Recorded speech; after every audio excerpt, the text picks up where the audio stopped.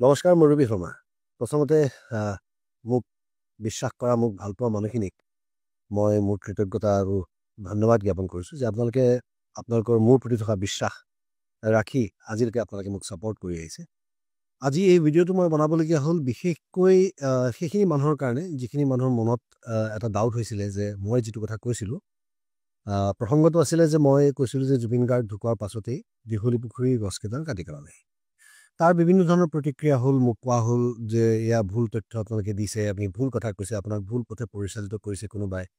গতিকে মোৰ কথা হৈছে যে মই তেতিয়াহ'লে চিন্তা কৰি চালোঁ যে মই কিহৰ ওপৰত ৰিলাই কৰি এই কথাখিনি কৈছিলোঁ। যে ইণ্ডিয়া টুডে এনিৰ যিকেইটা বাতৰি আমি দেখিলোঁ সেইবিলাক বাতৰি আমি বিশ্বাসযোগ্য বুলিয়েই ভাবোঁ আজিৰ তাৰিখলৈকে। গতিকে সেইবিলাক নিউজ দেখি আমি এটা অনুমান কৰিব পাৰিছিলোঁ যে এনেকুৱা এটা ঘটনা ঘটিছে বুলি। আৰু দ্বিতীয় কথা হৈছে যেতিয়া যিখিনি সজাগ নাগৰিকে তেওঁলোকে মিলিজুলি এই গছ কাটিবলৈ অহা মানুহখিনিক প্ৰতিবাদ কৰিছিলে, তেওঁলোকক ডিটেইন কৰা হৈছিলে, এৰেষ্ট নহয় একচুৱেলি ডিটেইন কৰা হৈছিলে। গতিকে সেইখিনি মানুহকো মই লগ ধৰিলোঁ, আটাইকে বিচাৰি মই লগ কৰি তেওঁলোকৰ লিখাবিলাক পঢ়িলোঁ, তেওঁলোকৰ ৰিপৰ্টছবিলাক পঢ়িলোঁ, তেওঁলোকৰ ডকুমেণ্টছবিলাক চাই মই এটা কথা বুজি পালোঁ যে মই যিটো কথা কৈছিলোঁ সি একেবাৰে অশুদ্ধ নহয়।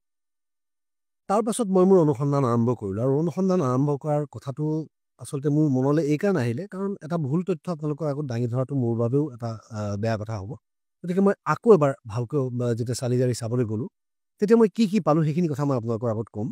তাৰ আগতে মই আপোনালোকক কেইটামান ক্ৰাইটেৰিয়াৰ কথা ক'ব বিচাৰিছোঁ। প্ৰথম কথা হৈছে যে আমি যেতিয়া দীঘলী পুখুৰী বুলি কওঁ তেতিয়া দীঘলী পুখুৰী বুলি ক'লে আচলতে দীঘলী পুখুৰীটোৰ পাৰটোৰ কথা আমি নকওঁ। কাৰণ গুৱাহাটীত দুটা আমবাৰী আছে, এটা হৈছে ফাটাচিল আমবাৰী, এটা হৈছে দীঘলী পুখুৰী আমবাৰী। আৰু মোৰ সৌভাগ্যবশতঃ মই আকৌ দীঘলী পুখুৰী অঞ্চলতেই মোৰ স্কুল আছিলে, ফেকাল্টি হাই স্কুল, য'ত মই পঢ়া শুনা কৰিছিলোঁ, একজেক্টলি ৰবীন্দ্ৰ ভৱনৰ সন্মুখত।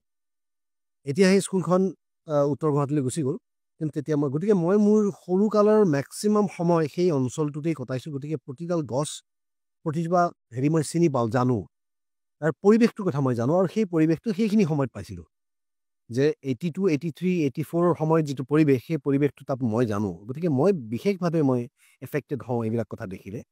আৰু জুবিন গাৰ্গৰ ক্ষেত্ৰত যেতিয়া আমি আজিৰ তাৰিখত যেতিয়া আমি আৱেগিক হৈ আছোঁ, জুবিনক হেৰুৱাই আমি আমাৰ হিয়াৰ আমঠুটো আমি হেৰুৱাই অসমবাসী ৰাইজে কি ধৰণে ককবকাই আছে আপোনালোকে জানে। গতিকে জুবিনে কৈ যোৱা কথা এটা যে গছকেইডাল কাটিব লাগিলে মোকো কাটি পেলাওক, এই কথাষাৰ মোৰ মনত বাজি থাকে। গতিকে জুবিনৰ যি আশা, যিটো ইচ্ছা আছিলে অন্তৰ যে এই পৰিৱেশটো নষ্ট নহয়, আমাৰ পৰিৱেশটো নহয়ে আমি কিন্তু সাংঘাতিক কনচিয়াছ। গতিকে মোৰ কোৱা কথা হৈছিলে যে মই দীঘলী পুখুৰী অঞ্চলৰ গছ তেওঁলোকে স্থানান্তৰ কৰিছে, তেওঁলোকে কাটিছে। আচলতেতো মোৰ কথা হৈছে যে দুইটাই আমাৰ কাৰণে একেই কথাই, কাৰণ সেই অঞ্চলটো এফেক্টেড হ'ব।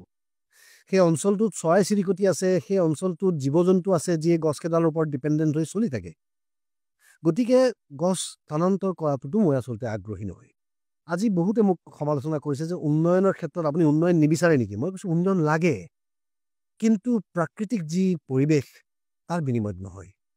বা প্ৰকৃতিৰ লগত আমি যি একেলগে মিলি চলিবৰ কাৰণে আমাৰ যে গামোচাখন যে প্ৰতীক, এইফালে পুৰুষ আৰু এইফালে প্ৰকৃতিৰ লগত যদি আমি কোঅৰ্ডিনেশ্যনত নচলোঁ যে নহ'ব।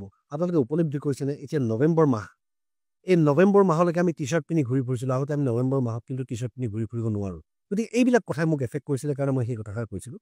মোৰ কোনো ধৰণৰ ৰাজনৈতিক চিন্তাধাৰা নাই, আৰু ৰাজনৈতিক চিন্তাধাৰা নাই বুলি আপোনালোকে ভালকৈ জানে। মই বহু বছৰ আগৰ পৰা এষাৰ কথা আপোনালোকক কৈয়ে আহিছোঁ, আৰু আগলৈও কেতিয়াও ৰাজনীতি নকৰোঁ বুলি সেইটোও আপোনালোকৰ আগত মই স্পষ্ট কৈ থৈছোঁ, কথা দি থৈছোঁ। গতিকে এতিয়া মোৰ কথা হৈছে যে আমি এটা কিছুমান কথা জানিব লাগিব এই কথাখিনি কোৱাৰ আগতে, যে গছ এডাল যেতিয়া ট্ৰান্সলোকেশ্যন কৰে বা স্থানান্তৰ কৰে তাৰ কেইটামান ক্ৰাইটেৰিয়া আছে।